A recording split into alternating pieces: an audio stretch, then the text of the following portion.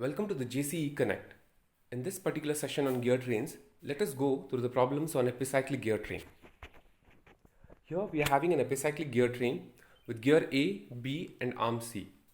Let's suppose the number of teeth on gear A are TA and gear B TB, and speed on gear A as NA, speed on gear B as NB, and for arm C it is NC. So let us see the tabular method to solve epicyclic gear train problems. Let us fix arm C and give +1 revolutions to gear A. Upon giving +1 revolutions to gear A, the speed on gear B will be NB by NA will be equal to TA by TB. So if we give +1 revolutions, the speed on gear B becomes minus TA by TB revolutions, because negative sign indicates both gears A and B are going to rotate in opposite direction.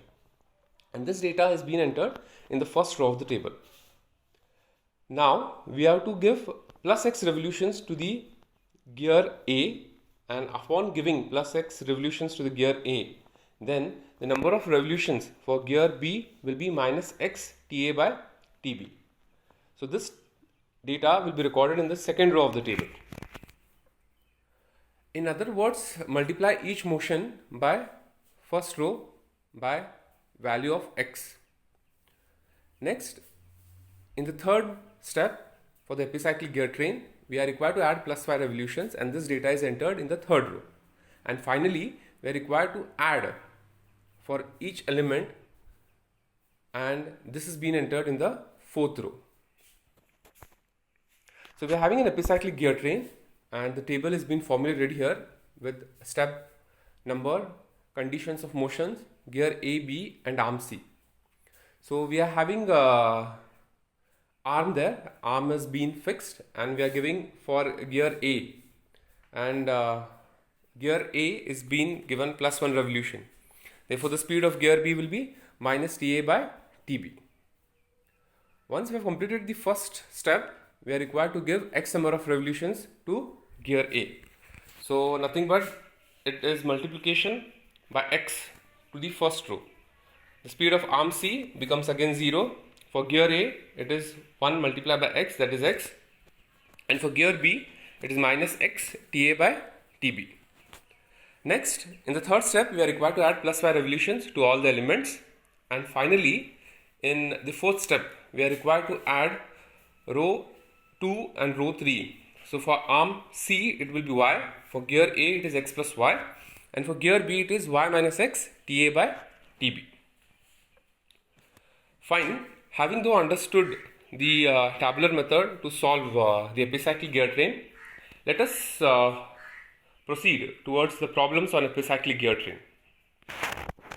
We are having problem number 1 here, and the statement of the problem is: in an epicyclic gear train, an arm carries two gears A and B having 36 and 45 teeth respectively. If the arm rotates at 100 rpm in the anti-clockwise direction about the center of gear A, which is fixed, determine the speed of gear B. In second case, the statement of the problem we are asked with: if the gear A, instead of being fixed, makes 200 revolutions per minute in clockwise direction, what will be the speed of gear B? So we are having an epicyclic gear train with two gears A and B, and the teeths with gear A is 36 and on gear B it is 45. Arm C is rotating at 100 rpm, and that too in anti-clockwise direction. So let us form the table here. We are having the conditions of motion, two gears A and B and arm C. Let us fix arm C and give +1 revolution to gear A. If you are fixing arm C and giving +1 revolution to gear A, therefore the speed on gear B becomes minus TA by TB. So let us write this in the first row of the table. That is nothing but step number 1. Next, we are required to have plus x number of revolutions to gear A. So let us multiply plus x revolutions to the first row of the table. For arm C, the speed is 0. For gear A, it is plus x, and for gear B, it is minus x TA by TB. Next, we are required to give plus y revolutions to all the elements, and that will be the third step. And in the fourth step, we are required to add the motion, that is row number 2 and row number 3. Therefore, the speed of arm C is y, speed of gear A is x plus y, and speed of gear B is y minus x Ta by Tb. The fourth row in the table represents the speed with respect to arm C, gear A and gear B. So let us solve it. And with respect to the problem, we are given that the arm C is rotating at 100 rpm. Means that NC is 100. NC is 100 means the speed of arm C we have found out is y. Therefore, y becomes 100 and it is in anti-clockwise. Means we are required to write minus 100. We are given in the first case gear A is being fixed. So if the gear A is being fixed, speed of gear A is x plus y. Therefore, Na is equals to 0, which means x plus y equal to 0. So we are having here the speed of the arm 100 rpm, which indicates that speed of the arm is NC and NC speed of the arm is y from the fourth row for arm C. Therefore, y is equal to minus 100 because it is going to rotate in anti-clockwise direction. And we are having gear A being fixed. So the speed of the gear A from the fourth row is Na equal to x plus y. So x plus y has to be equal to 0. So let us substitute the terms here. Then x becomes minus y and we are having y as minus 100 and we'll get x as plus 100 rpm. From the table itself, we are having speed of the gear B, that is from the fourth row, and the speed of the gear B is this one, y minus x Ta divided by Tb here, this one. So let us substitute this and b equal to y minus x Ta divided by Tb. Y is 100, x is 100 that we have determined just now, and Ta is 36, Tb is 45, which is given in the problem. So Nb turns out to be minus 180 rpm, which is in anti-clockwise direction. In the next case of the problem, gear A is not being fixed and we are given with particular number of revolutions, that is 200. So since gear A is not been fixed, the speed of gear A from the fourth row for gear A, it will be x plus y. Then x plus y needs to be equated to 200 rpm. We know the speed of arm C, and the speed of the arm C is y there from the fourth row for arm C. Let us substitute this, x plus y equal to 200. Then we can find out the value of x and it turns out to be 300 rpm. Once we know x, then we can find out the speed for gear B.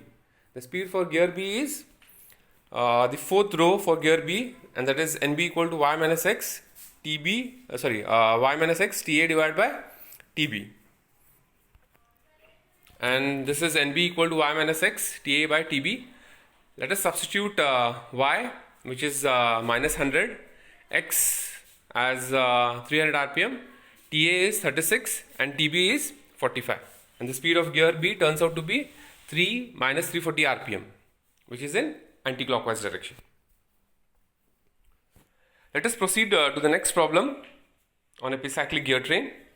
We are having here example number 2. The statement of the problem is, in a reverted epicyclic gear train, the arm A carries two gears, B and C, and compound gear DE. Gear B meshes with gear E and gear C meshes with gear D. The number of teeth on gear B, C and D are 75, 30 and 90 respectively. Find the speed and direction of gear C when gear B is fixed and the arm A makes 100 rpm in clockwise direction. So from the statement of the problem, we are having been given with a number of teeths on gear B, which is 75, on gear C it is 30, and on gear D it is 90. The sketch for the problem number 2 is not been mentioned in the statement. We are required to draw it. So we are having an arm, and on one end of the arm we are having compound gear DE, and on the other end of the arm we are having two gears, that is B and C. So as per the statement of the problem, we are having a compound gear DE, wherein the statement says that gear B is meshing with gear E, that is one of the gear and compound gears, and gear C is meshing with one of the compound gears, that is gear D. So we are required to draw this, and from the geometry of the gear train problem there, we are having dB plus DE equal to DC plus dB. So this can be also written in terms of center distance. So center distance is RB plus RE equal to RC plus RD.